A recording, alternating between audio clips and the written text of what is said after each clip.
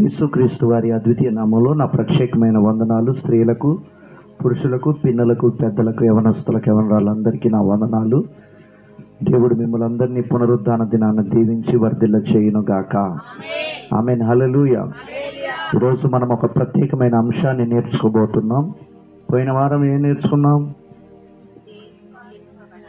అమ్మా? క్రైస్తవుడు దేనితో నింపబడాలి, దేవుని బిడ్డలు దేనితో నింపబడాలి అనే అంశాన్ని నేర్చుకున్నాం. చాలా చక్కటి విషయాలు పరిశుద్ధాత్మ వెలుగులో మనం నేర్చుకున్నాం. ఈరోజు ప్రత్యేకంగా ఒక అంశాన్ని మనం నేర్చుకోబోతున్నాం. దేవునిలో మనము, మనలో దేవుని మాటలు. అందరూ చెప్పండి. కన్ఫ్యూజ్ అయ్యారా? ఏం లేదా? ఒకసారి చెప్పండి. దేవునిలో మనము, మనలో దేవుని మాటలు. చాలా చక్కటి వాక్య పరిచయం మనం ధ్యానం చేద్దాం. యోహాను రాసినటువంటి సువార్త 15వ అధ్యాయం 7వ వాక్యం. నా యందు మీరును మీ యందు నా మాటలు నిలిచి ఉండిన ఎడల మీకేది ఇష్టమో అడగండి, అది మీకు అనుగ్రహించబడును. అందుకని అంశం నేను టైటిల్ పెట్టాను, దేవునిలో మనము, మనలో దేవుని మాటలు. చాలా చక్కటి అంశం. దేవునికి స్తోత్రం. దేవుని యందు మనము, మన యందు దేవుడుండి మనము మనకిష్టమైనది అడిగితే దేవుడు నిశ్చయముగా మనకు ఆయన ఈవులను, శ్రేష్టమైనటువంటి ఆశీర్వాదాలను మనకు అనుగ్రహిస్తూ వస్తాడనమాట. దేవునికి మహిమ కలుగును గాక. ఈ రోజున ఈ సత్యాన్ని సంఘం గ్రహించి ప్రార్థనా జీవితం కొరకు, అలాగే ఆత్మీయ ఎదుగుదల కొరకు ప్రార్థించినప్పుడు దేవుని దగ్గర నుండి, అలాగే దేవుని యొద్ద నుండి నీవు అనేకమైనటువంటి ఈవులను, బహుమానాలను పొందుకోగలవు. అలాగే దేవునికి దగ్గరగా కాగలవు. ఈ వాక్యాన్ని గ్రహించుకొని ఆత్మీయ ఎదుగుదల కొరకు, ఆత్మీయ అభివృద్ధి కొరకు, దేవునితో ఐక్యపరచబడే ఒక ఆత్మ సంబంధమైనటువంటి సహవాసం కొరకు మనం ప్రార్థించుకున్నప్పుడు దేవుడు మనల్ని ఏం చేస్తాడంటే బలపరుస్తాడు, దీవిస్తాడు. దేవునికి ఇంకా మనము దగ్గరగా కాగలం. ఈ అనుభవంలో దావీదు నడిపించబడ్డాడు కాబట్టే దేవునిలో దావీదులో దేవుడు ఉన్నాడు కాబట్టే దావీదు నా హృదయానుసారుడు అన్నాడు. అంటే దేవునికి దగ్గరగా సహవాసం చేయగలిగాడు, ఉన్నాడు. ఆమేన్. ఈరోజు మన కుటుంబాల్లో, మన జీవితాల్లో కొన్ని దీవెనలు మనం పొందుకోవడానికి కారణం ఏంటంటే దేవునితో మనం సహవాసం చేయలేకపోతున్నాం. దేవుని మాటలకు చాలామంది హృదయంలో చోటు ఇవ్వలేకపోతున్నారు. అందుకనే నా యందు మీరును మీ యందు నా మాటలు నిలిచి ఉన్న ఎడల మీకేది ఇష్టమో అడగండి, మీకు ఖచ్చితంగా నేను అనుగ్రహించే దేవుడునై ఉన్నానని దేవుడు వాగ్దానం చేస్తున్నాడు అక్కడ. అంటే కండిషన్, దేవునిలో మనం లేకుండా, మనలో దేవుని మాటలు లేకుండా దేవుని దగ్గర నుంచి ఏదో ఆశించాలి, ఏదో పొందుకోవాలనుకోవటం అది అత్యాశ, అవివేకం, అజ్ఞానమే. హల్లెలూయా. అందుకనే మనము పరిశుద్ధత కొరకు ప్రార్థించుచు పాపములు ఒప్పుకొని ప్రార్థించినప్పుడు దేవుని మాటలు నీ హృదయంలో నిలిచి ఉంటాయి. మన పాపాలు ఒప్పుకొని పరిశుద్ధత కొరకు ప్రార్థిస్తున్నప్పుడు అప్పుడు మాత్రమే మన హృదయములో దేవుని మాటలు నిలిచి ఉంటాయి. దేవునికి మహిమ కలుగును గాక. అప్పుడు నీకు ఏది ఇష్టమో అడుగు, దేవుడు ఖచ్చితంగా నీకు ఇస్తాడు, దేవుడు అనుగ్రహిస్తాడు. పరిశుద్ధత కొరకు క్రైస్తవులు ప్రార్థించాలి. పరిశుద్ధత క్రైస్తవులకు చాలా ప్రాముఖ్యమైనది. పరిశుద్ధత లేకుండా దేవునికి ఇష్టలై ఉండుట అసాధ్యము. ఈ పరిశుద్ధతను దేవుడు కోరుకుంటున్నాడు. మన పాపములు ఒప్పుకొని పరిశుద్ధతలో నిలిచి ఉన్నప్పుడు ఆ పరిశుద్ధపరచబడినటువంటి జీవితంలో, హృదయంలో దేవుని మాటలు నిలిచి ఉంటాయి. హల్లెలూయా. ఆ నిలిచి ఉన్నప్పుడు మీకు ఏది ఇష్టమో అడగండి, దేవుడు ఖచ్చితంగా మీకు అనుగ్రహిస్తాడు. ఆమేన్. అందుకనే కీర్తనలు 20వ అధ్యాయం 4వ వాక్యం కూడా మనం చూద్దాం. కీర్తనల గ్రంథం 20వ అధ్యాయం 4వ వాక్యాన్ని మనం చూద్దాం. చూడండి, నీ కోరికను సిద్ధింపజేసి నీ ఆలోచన యావత్తును సఫలపరచును గాక. చాలు. నీ కోరిక సిద్ధింపజేసి నీ ఆలోచన సఫలపరచబడాలి అంటే దేవుని మాటలు నీ హృదయంలో నిలిచి ఉండాలి. నీవు దేవునిలో నిలబడి ఆయన చిత్తానుసారమైనటువంటి నీ ఉద్దేశాలు, నీ కోరికలు అడుగుతున్నప్పుడు దేవుడు ఖచ్చితంగా వాటిని సిద్ధింపజేస్తాడు. మనకేది అవసరమో మనం అడగక మునిపే మన పరమ తండ్రి ఎరిగి ఉన్నాడు, లేడా? మన అక్కర్లన్నీ కూడా ఎరిగి ఉన్నాడు. అయితే మనం ఆయన అడగాలి. ఎప్పుడు అడగాలి? ఎలా అడగాలి? మనకేం అవసరమో మనకివ్వాలని ఆయన ఆతృత కలిగి ఉన్నాడు. హల్లెలూయా. నన్ను అడగుడి అని కూడా పలుమార్లు ఆయన చెప్పాడు. నన్ను అడగండి, నన్ను అడగండి అని. మనకు అవసరం ఉన్నా ఏంటో ఆయనకు తెలుసు. మనం అడగాలని ఆయన ఇష్టపడుతున్నాడు. మనం ఏ హృదయంతో అడగాలంటే పరిశుద్ధపరచబడిన హృదయముతో ఆయన మాటలు మన హృదయ నిండా నింపుకొని ఆ మాట ప్రకారం జీవిస్తాయా, నీ వాక్యానుసారంగా జీవిస్తున్నాను, నీ మాటలు నా హృదయంలో పెట్టుకున్నాను, ఇదిగో నాకు లోటుగా ఇది ఉంది ప్రభువా, దీనివల్ల కొంతమంది ఇది జరగట్లేదని నన్ను హింసిస్తున్నారు, నిందిస్తున్నారు, బాధిస్తున్నారు, లేక ఆర్థిక సమస్యలు, లేకపోతే గర్భఫలము, లేకపోతే కుటుంబ సమస్యలు, లేకపోతే ఇలాంటి రకరకాలుగా మన వ్యక్తిగత జీవితంలో కొన్ని మానసిక ఒత్తులు అపవాది కలగజేస్తున్నప్పుడు మనం దేవునిలో నిలబడి దేవుని ఇలా అడుగుతున్నప్పుడు దేవుడు ఏం చేస్తాడట? మనకు ఇష్టమైన దాన్ని, మన కోరికను, మన ఆలోచనలు ఆయన తీరుస్తూ అనుగ్రహించే దేవుడై ఉన్నాడు. ఆమేన్. అందుకనే 145:16 వాక్యం 19 వాక్యం కూడా చూద్దాం. కీర్తనలు 145 16, 19 వాక్యాలు.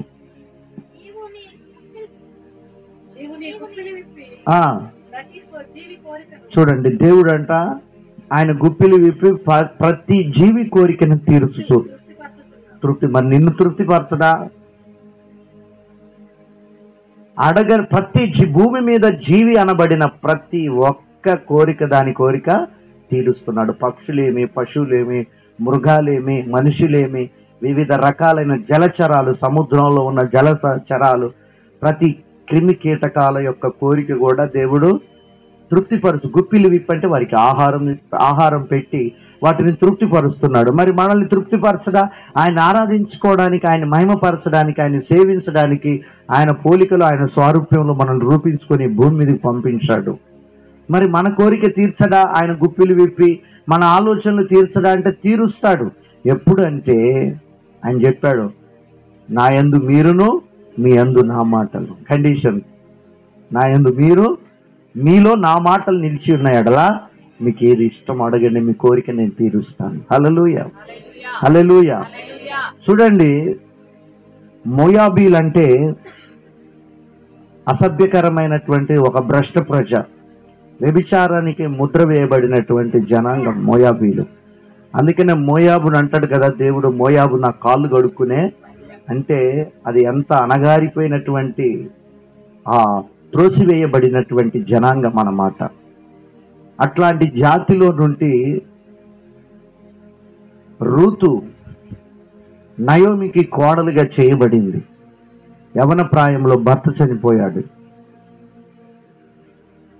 ఓర్పా, రూతు ఇద్దరు కోడళ్ళు మోయాబు దేశంలో నుంచి ఈ రక్షించబడిన దేవుని ఎరిగిన కుటుంబానికి కోడళ్ళుగా వచ్చారు. మధ్యలోనే నిర్దాక్షిణంగా అత్తని వదిలేసి వెళ్ళిపోయింది ఓర్పా. చావైనా రేవైనా నువ్వు ఆరాధిస్తున్న దేవుణ్ణే, నీ దేవుడే నా దేవుడు, నీ జనమే నీ రక్షకుడే, నువ్వు చచ్చిపోయిన చోటే, నిన్ను బాటి పెట్టిన చోటే. అంటే ఆమెలో ఎవరి మాటలు నిలబడి ఉన్నాయి?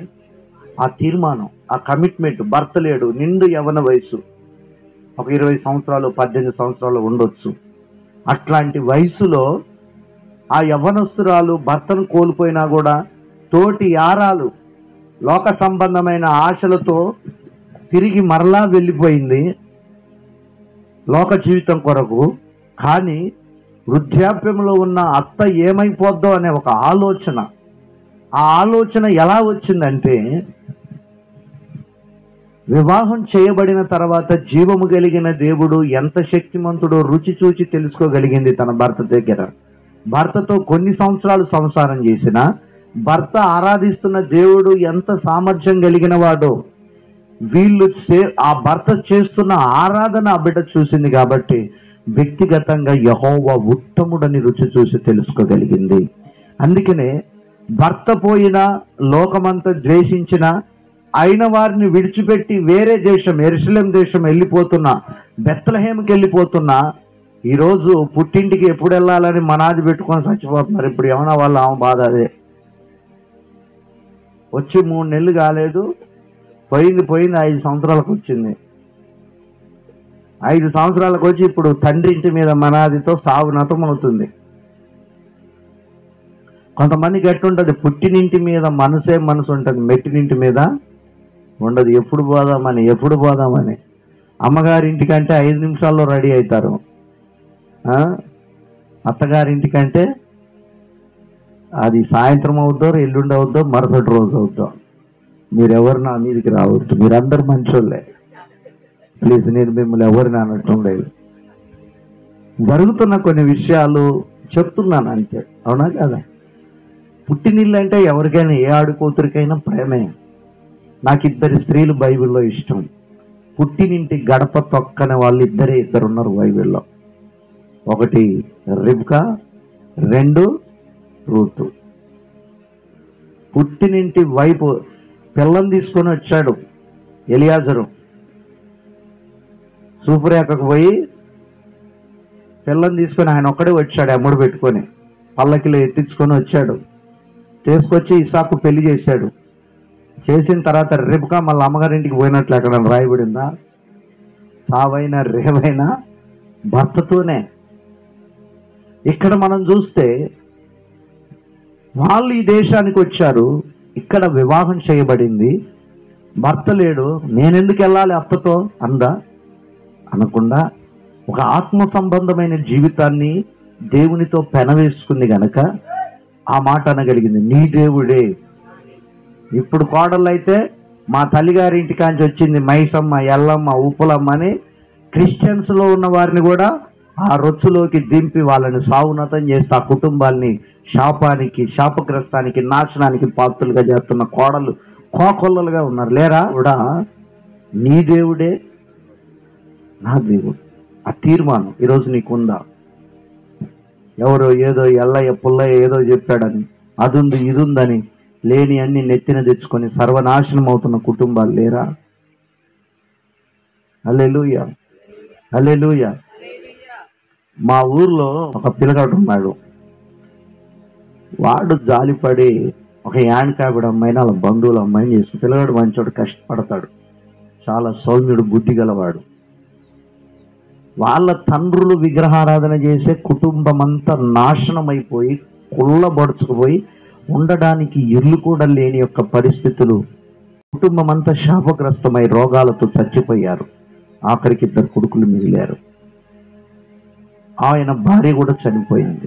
ఇక దేవుని నమ్ముకొని ఆయన ఈ పిల్లగాళ్ళు మర్యాదగా ఉంటుంటే పెళ్లి చేసుకొని వస్తే మా ఇంటికాంచి ఎల్లమ్మ, ఎవరమ్మా, పుల్లమ్మ, మల్లమ్మ ఎవరో వచ్చి ఉన్నారు, మాకు దేవుడు ఎవడో చెప్పాడని తీసుకొచ్చి ఆ అమ్మగారింటికాంచి తీసుకొచ్చి, ఇప్పటికే ఆ కుటుంబం నాశనం అయిపోయి ఇప్పుడే తేరుకుంటుంది, తీసుకొచ్చి ఇంట్లో గుడి కట్టి వాడిని సర్వనాశనం చేసింది. వాడిని ఇవన్నీ నిజంగా సోమవారం జరిగిన ఎమ్మటరాని చూపి, నేను ఏదో అబద్ధం చెప్పను, ఎక్కడో జరిగినాయి చెప్పను, ఇక్కడే జరిగినాయి చెప్తాను. అందరు తిట్టారు, ఇదేం పోయే కాలం. ఇప్పుడే వాళ్ళు దేవుని నమ్ముకొని మంచిగా ఉంటుంటే ఇట్లాంటివన్నీ చేసి ఆ కుటుంబాన్ని మరలా భ్రష్టు పట్టిస్తుందని చెప్పి అందరూ ఆడిపోసుకున్నారు. వాడిని కొల్లబొడిచింది. సంవత్సరం 30,000, 50,000 అప్పుల కుప్పలు కూరుకుపోయి ఉండడానికి మరలా ఇల్లు కూడా లేకుండా అయిపోయింది. ఆ వాస్తు బాగలేదని ఇల్లును గోలగొట్టారు, ఈ వాస్తు బాగలేదని ఆ మూల గోలగొట్టే కొట్టి తీరుగా పందులు కూడా చేసుకొని ఉన్నారు. కూలగొట్టి కొట్టి ఆఖరికి ఇప్పుడు మళ్ళా చర్చి బాట పట్టారు. మళ్ళా ఏ బాట? చర్చి బాట పట్టారు. నాశనం అయిపోతున్నారు. ఇట్లాంటి కాలంలో ఆ ఆడకూతురు ఏమంటుందట? నీ దేవుడే, యమునా ఏమంటుంది? నీ దేవుడే నా దేవుడు, నీ జనమే నా జనము, నువ్వున్న చోటే నన్ను మాత్రం పో అనొద్దు. చూడండి, ఆమెలో దేవుని మాటలు నిలిచి ఉన్నాయి.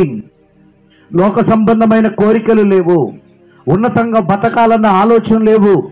వెళితే అక్కడ తినడానికి తిండి లేదు, కట్టుకోవడానికి బట్ట లేదు, ఉండడానికి ఇల్లు లేదని కూడా నయోమి ముందే చెప్పింది రూతుకి. ఏమని చెప్పింది? తినడానికి తిండి లేదు, కట్టుకోవడానికి బట్ట లేదు, ఉండడానికి తల వాల్చుకోవడానికి. యేసయ్య అంటాడు కదా, మనుష్య కుమారుడు నక్కలు బొరియలు ఉన్నాయి, ఆకాశ పక్షులు గూళ్ళు ఉన్నాయి, మనుష్య కుమారుడికి తల వాల్చుకోవడానికైనా చోటు లేదని చెప్పినట్లుగా నయోమి రూతుకు ముందే చెప్పింది, ఏమీ లేదు. అయినా సరే నువ్వున్న చోటే చెట్టు కిందనైనా పడుకుందాం ఇద్దరం. అర్థమైందా? చూడండి, అప్పుడు తనకిష్టమైందేదో దేవుడు నెరవేర్చాడు. ఏ పొలానికి పరిగెరుకోవడానికి భయంగా మొహమాటానికి వెళ్ళిందో ఆ పొలానికి దేవుడు యజమానురాలు చేసి నిలబెట్టాడు. హల్లెలూయా. చప్పట్లు కొడతారు అనుకున్న వాళ్ళు కర్రలు కొట్టుకొని పెన్నులు కొట్టుకొని ఆడుకుంటున్నారు.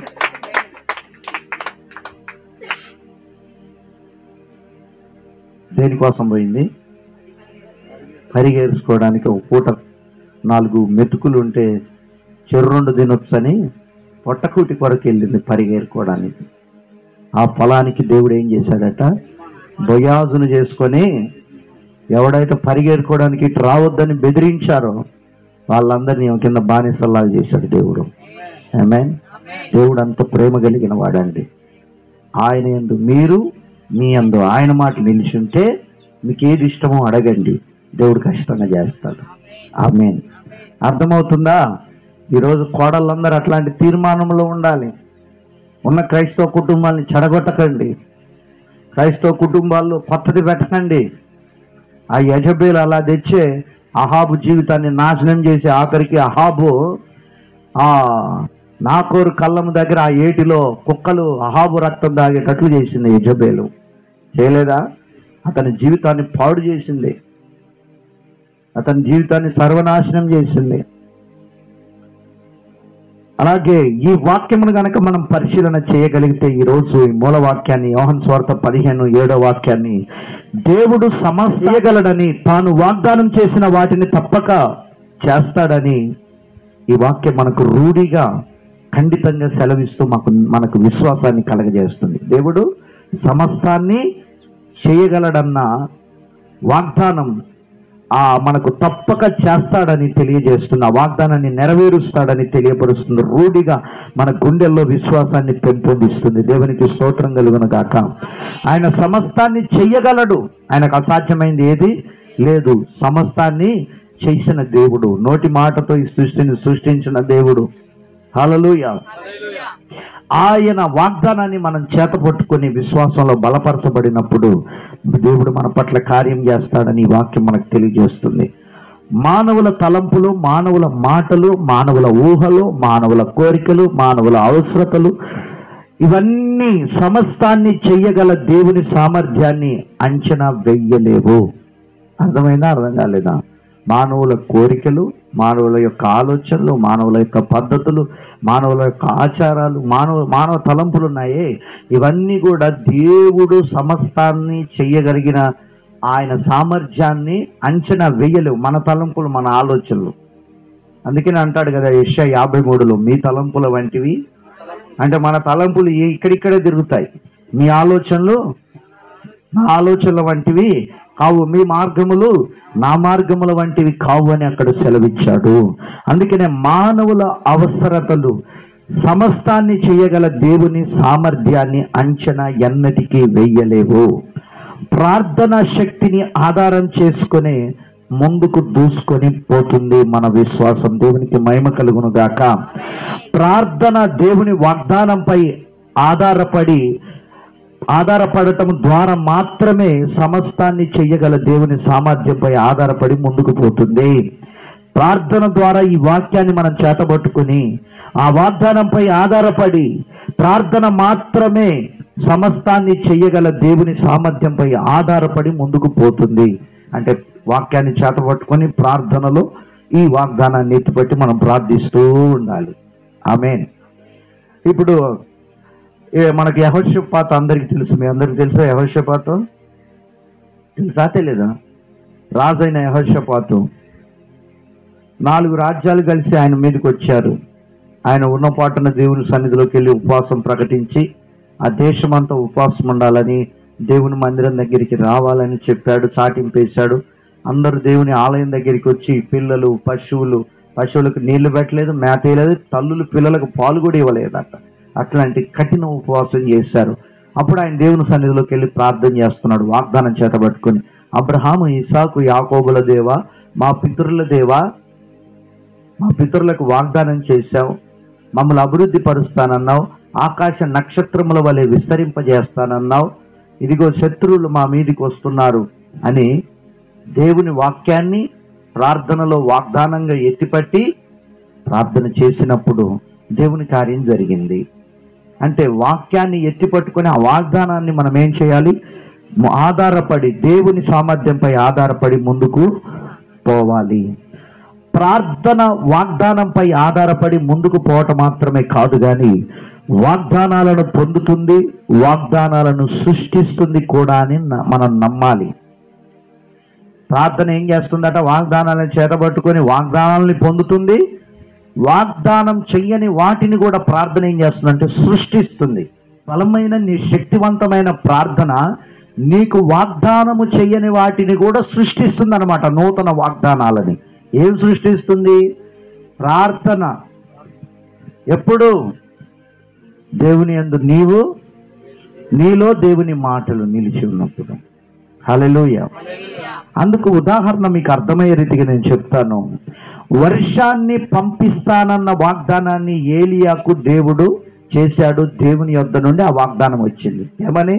ఇదిగో నేను వర్షం కురిపించబోతున్నాను యెరూషలేములో, నువ్వు వెళ్ళి అహాబును ఎదుర్కో అని చెప్పాడు. ఈ వాగ్దానం ఏలియాకు ఉంది. ఏలియా ఈ వాగ్దానం పొందుకున్నాడు దేవుని యొద్ద నుండి. కానీ అగ్నిని పంపిస్తానన్న వాగ్దానాన్ని మాత్రం అతడు పొందలేదు. ఏ వాగ్దానం పొందాడు? వర్షం పంపించబోతున్నానన్న వాగ్దానం ఏలియాకు వచ్చింది. కానీ అగ్నిని పంపిస్తానన్న వాగ్దానం మాత్రం అతను పొందలేదు. కానీ అతడు పొందలేదు. అయితే అతని విశ్వాస సహితమైన ప్రార్థన అగ్నితో పాటు వర్షాన్ని కూడా కురిపించింది. ఎందుకంటే, అరే ఇశ్రాయేలు ప్రజలారా, ఎంతకాలం మీరు 2 తలంపుల మధ్య బ్రతుకుతారు? ఆ పాపపు బ్రతికెందుకు? ఈరోజు తెలుసుకుందాం రండి. యెహోవా దేవుడైతే యెహోవాని సేవించండి, బయలు దేవుడైతే బయలుని సేవించండి. ఒక సవాలు విసిరాడు. బయలునకు 400 మంది పైచులకు బయలు ప్రవక్తలు ఉన్నారు, మీరందరూ కూడా ఆయన పక్షంగా ఉన్నారు.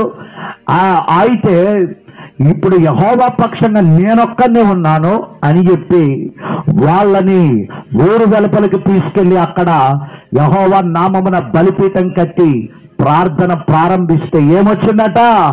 అగ్ని. అంటే ప్రార్థన వాగ్దానాన్ని ఏం చేస్తుందట? సృష్టిస్తుంది. వాగ్దానాన్ని ఏం చేసిందట? ప్రార్థన.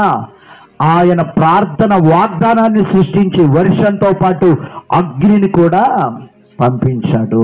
అగ్ని దింపాడు ఆకాశం నుంచి. పచ్చి బలి మాంసాన్ని, బలిపీఠపు రాళ్లను ఆ పరలోకపు దేవుని అగ్ని బూడిదగా మార్చింది. ఇదిగో అహాబు, నువ్వు ఇంటికి వెళ్ళు, రథం మీద నువ్వు ఇంటికి వెళ్ళే లోపే దేవుడు ఏం కురిపించబోతున్నాడు? వర్షం కురిపించబోతున్నాడు. 2 వాగ్దానాలు సృష్టించబడ్డాయి. ఆమేన్, హల్లెలూయా. అందుకని మన ప్రార్థన ద్వారా ఏం చేయబడాలంట? వాగ్దానం మనకు దేవుడు ఇవ్వని వాటిని కూడా సృష్టించబడాలి.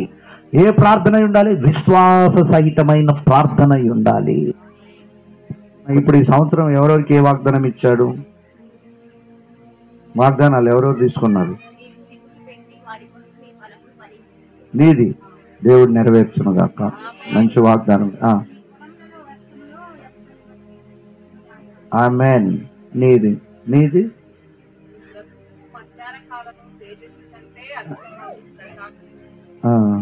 మిగతాది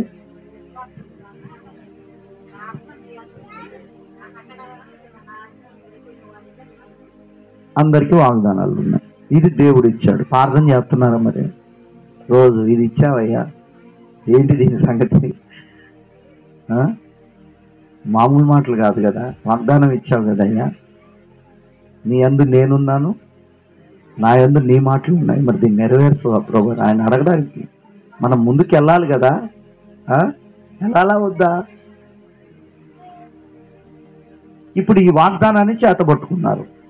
మీ ఈ వాగ్దానం కొరకు చేస్తున్న మీ విశ్వాస సహితమైన ప్రార్థన, అందరు చెప్పండి, మీ విశ్వాస సహితమైన ఈ ప్రార్థన దేవుడు మీకు వాగ్దానం చెయ్యని వాటిని కూడా, నీకు అవసరం ఉన్నదాన్ని కూడా, నీకు అవసరము ఏదైతుందో దేవుడు వాగ్దానం చేయలేదో చూసావా, దాని గురించి కూడా నువ్వు అడుగుతున్నావు చూసావా, దాన్ని కూడా దేవుడు నీకు దయచేస్తాడు.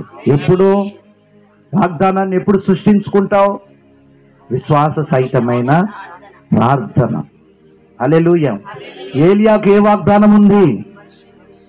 ఆ ఒక్క వాగ్దానమే. అగ్నినైతే పంపిస్తానని చెప్పాడా? చెప్పలేదు. అతని ప్రార్థన వాగ్దానం, ఒక నూతన వాగ్దానాన్ని సృష్టించింది. అయ్యా, వాళ్ళు 400 మంది ఉన్నారు, ఇంతసేపు వాళ్ళు బయలుకు ప్రార్థన చేసుకున్నారు, వాడు ఉత్తరం ఇయ్యలేదు. కానీ జీవము కలిగిన నీ సేవకుడినైన నేను నీ పక్షంగా ఒక్కనే ఉన్నాను, నీ కొరకే ఉన్నాను. నీ సేవకుడి పక్షంగా ఉండి నీ ప్రజలు నీ వైపు త్రిప్పబడినట్లుగా ఆకాశము నుండి అగ్నిని పంపించు అని బలంగా ప్రార్థన చేశాడు. హల్లెలూయా. ఛాలెంజ్ చేస్తే ఏం చేయాలి? వర్షం పంపిస్తానన్నావుగా, మీరు వర్షం కురిపించండి, నేను వర్షం కురిపిస్తాను. కాదు కాదు, దేవుడు చెప్పని యొక్క వాగ్దానాన్ని సవాల్ని వారి ముందల విసిరాడు. అంతే. విశ్వాసంతో మనం పలకాలి కొన్ని మాటలు, అప్పుడు దేవుడు మన జీవితంలో నెరవేరుస్తాడు. విశ్వాసంతో కొన్ని పలకాలి. దేవుడు నాకు ఇది ఇవ్వబోతున్నాడు అనే విశ్వాసం ఉండాలి నీకు. ఆమేన్. నేను అలానే చేస్తాను, నేను అలానే చేస్తాను. ఇప్పుడు నేడంజల కాడ స్థలం ఉందనుకో, 10 రూపాయలు కూడా లేవు పర్సులో, ఖాళీ జేబులతో పోయి ఆ స్థలంలో అడుగు పెట్టి ప్రార్థన చేసి, దేవా ఇది నాకు ఇవ్వబోతున్నందుకు నీకు స్తోత్రం అన్నా, ఇచ్చాడు. హల్లెలూయా. కొన్ని అట్లానే చేస్తాను. విశ్వాసం ఉండాలి. ఇది నాకు దేవుడు ఇస్తాడో ఇయ్యడో, ఇస్తాడో ఇయ్యడో, ఇస్తాడో ఇయ్యడో, ఇస్తాడో ఇయ్యడో. అనుమానం, ముందుకు వెనక్కు, ముందుకు వెనక్కు, ఇంకోటి చేస్తే బాగుండు, అనవసరంగా ఇది చేశాను, రకరకాల చెడ్డ ఆలోచన. వాగ్దానం ఎలా నెరవేరుస్తుందని ఏలియా ప్రార్థన చేసే, స్తోత్రం స్తోత్రం స్తోత్రం నాయన, అగ్నిని పంపిస్తావా పంపియవా, పంపిస్తావా పంపియవా, పంపిస్తావా పంపియవా. ఏమో నేనైతే తొందరపడి అన్నాను కానీ మరి ఇది జరుగుతుందో జరగదో అన్నానా? గుండెల్లో నిజమైన విశ్వాసం ఉంది, బలమైన విశ్వాసం. పంపిస్తాడు అని నమ్మాడు. మనకందరికీ చాలా మందికి తోమా విశ్వాసం ఉంది.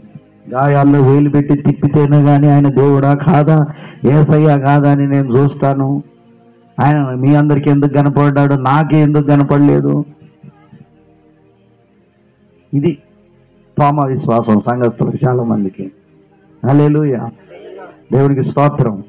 భారతదేశం సువార్తకు బొమ్మని అపోస్తులందరూ ప్రోత్సహిస్తే నేను పోనంటే 2 కాళ్ళు చేతులు పెట్టి పడవలో ఇసిరి కొట్టారట అపోస్తులందరూ కలిసి. వీడు అప్పుడు అంటే ఇప్పుడు అట్లాగే చేస్తున్నాడు. యేసయ్యతో ఉన్నప్పుడు కూడా వేలు పెట్టి చూస్తాను, నాకు కనపడాలి, గాయాల్లో వేలు పెట్టి చూస్తాను. అవిశ్వాసం. భారతదేశానికి అందరూ చీలిపోయారు ఆయా దేశాలకు సువార్త చెప్పడానికి. ఈయననేమో భారతదేశానికి, మన దేశానికి రమ్మన్నాడు. రమ్మంటే నేను పోను అని ఈయన బాధ. ఎత్తి వాడలో పడేశారు. వాడ పడేస్తే వచ్చాడు, కేరళ వచ్చాడు. హల్లెలూయా. దేవునికి స్తోత్రం కలుగును గాక. గొప్ప సేవ చేశాడు. ఆమేన్. మంచి సేవ చేశాడు. అలాగే అందుకనే వాగ్దానాన్ని సృష్టించాలి. విశ్వాస సహితమైన నీ ప్రార్థన నీకు చేసిన వాగ్దానం కాకుండా నీకు ఒక కొత్త వాగ్దానాన్ని సృష్టించాలి నీ ప్రార్థన. హల్లెలూయా. ఇక రాజు కనిన కలకు భావం చెప్తానని వాగ్దానాన్ని దేవుడు దానియేలుకు ఇవ్వలేదు. ఇచ్చాడా? రాజుకు ఒక కల వచ్చింది. సంస్థానంలో ఉన్న ప్రజలందరికీ ఇందు మూలముగా బత్తలపాలెం ప్రజలకు తెలియజేయనది ఏమనగా, రాజుకు రాత్రి ఒక కల వచ్చింది, కానీ కళ మర్చిపోయాడు, ఆయన చెప్పలేడు. బత్తలపాలెంలో ఎవరైనా జ్ఞానులు ఉంటే, ఈ సంస్థానంలో ఎవరన్నా ఉంటే, రాజుగారు కళ మర్చిపోయాడు కానీ ఆ కళకు అర్థం చెప్పాలి. రెండహో డు డు డు డు అని డోలు కొట్టారు. వారం రోజులైంది. ఎవడి దగ్గర నుంచి జ్ఞానులు పండితులు చాలామంది ఉన్నారు. ఎవడు కూడా రాజు ముందలొచ్చి మౌనంగా ఉంటున్నారు, కానీ బయటకు పోయి ఇడికి మనం పిచ్చి పెట్టిందా? ఎవడైనా కళ వివరిస్తే కానీ మనం భావం చెప్తాం, కానీ అసలు కన్నకళే మర్చిపోయినోడికి కళ ఎట్ట చెప్తావు రా బాబు అని అంటే రాజు అన్నాడుగా, నా సంస్థానంలో ఉన్న జ్ఞానులందరూ పండితులందరికీ మరణశిక్ష విధిస్తున్నాను అన్నాడు. అందులో దానియేలుకి ఈ వార్త తెలియదు. అప్పుడు అందరూ ఇంటి దగ్గర కూర్చొని దేవుడో ఇక రేపు రాజు మనల్ని ఉరిదీయబోతున్నాడు, మనమేం పాపం చేశాం, ఆ మూత నష్టపోడికి కలుస్తే మనం మరణించాలా అని చెప్పి మరణ మృదంగాలు ఆ బెబ్బలంలో మోగుతా ఉన్నాయి. ఆ మోగుతా ఉంటే దానియేలు ఇంటికి వచ్చి ఎవరో చెప్పారట, అయ్యా మరణ మృదంగాలు మోగుతున్నాయి ఆ బెబ్బలంలో, ఇది సంగతి, రాజుకు కళ వచ్చింది, ఆ కలభావం చెప్పగలిగిన వాడు ఎవడు లేడంటే ఉన్నపాటున పరుగులు తీసి, అయ్యా మీరు కొంత మీ కోపాన్ని అనుకోండి, నేను నా దేవునికి ప్రార్థన చేసి నీకు ఆ కలభావాన్ని చెప్తాను, కొద్దిగా ఆ శాసనాన్ని కొద్దిగా ఆపండి అని చెప్పాడు. అందరి మరణాన్ని కొద్దిగా ఆపండి అని చెప్పి తన ప్రాణం అడ్డు వేశాడు, అందరి ప్రాణాలకు. దానియేలు వేసి దేవుడు చెప్పాడా నీ కలభావం చెప్తాను, నువ్వు రాజు దగ్గరికి పొమ్మన్నాడా? అనలేదు. ఆయన అన్నాడు, పోయి నేను నా దేవునికి ప్రార్థన చేసి నీ కలభావం ఏంటో దానియేలు నువ్వు ఆలోచించే మాట్లాడన్నాడు రాజు. ఆలోచించే మాట్లాడు. ఏం ఆలోచించావు అంటే నీకు కళ వచ్చింది, నువ్వు కళ మర్చిపోయావు, అంతేగా, పెద్ద మ్యాటర్ ఏం కాదు అన్నాడు.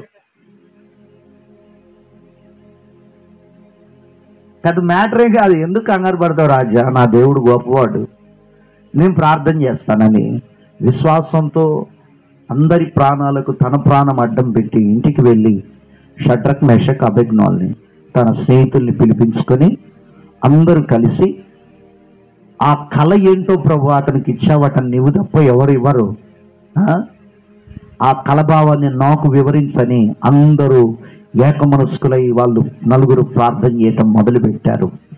ఎప్పుడైతే ప్రార్థన చేయటం మొదలుపెట్టారో చెయ్యబడని వాగ్దానాన్ని, ఆ ప్రార్థన ఒక నూతన వాగ్దానాన్ని సృష్టించి వారి ముందరికి తీసుకొచ్చింది.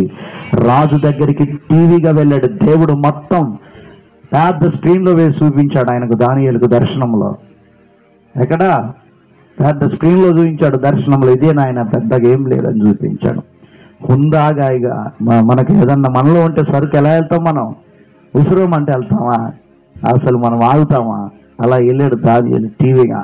అందరూ గుంటనక్కల్లాగా, అరే మనకు బయలుపడలేదు ఈ దానియేలు, వీడు ఎలా సాధించగలిగాడరా నాయన అని చెప్పి అందరూ నోరెళ్ళబెట్టి ఇట్లా చూస్తున్నారు ఆడ కూర్చొని. హల్లెలూయా. వచ్చాడు సోయన్ మొత్తం వివరించి చెప్పేసరికి, అమ్మయ్య ఇదే ఎట్లా చెప్పావయ్యా, నా దేవుడు రాత్రి నాకు బయలుపరిచాడు. ఆమేన్. ప్రార్థన, విశ్వాసి, ప్రార్థన మర్చిపోయావేమో, ప్రార్థన నీ ప్రతి పరిస్థితిని మారుస్తుంది, నీ ప్రతి స్థితిగతిని మారుస్తుంది. ప్రార్థన నీకు నూతన వాగ్దానాల్ని సృష్టిస్తుంది, ఆ వాగ్దానాన్ని చేయించేలాగా పొందుకునేలాగా చేస్తుంది. దానియేలుకు వాగ్దానం చేశాడా? విశ్వాస సహితమైన అతని ప్రార్థన వాగ్దానాన్ని సృష్టించి పెట్టింది. ఆమేన్. కలభావాన్ని ఏం చేశాడట? ఒక్కొక్కటిగా వివరించి చెప్పాడు. ఎంతో మంది ఉన్నారు. హల్లెలూయా. ఏ ఒక్కడి వల్ల కాలేదండి, జీవము కలిగిన దేవుని సేవకుడి వల్ల అయింది. అందుకే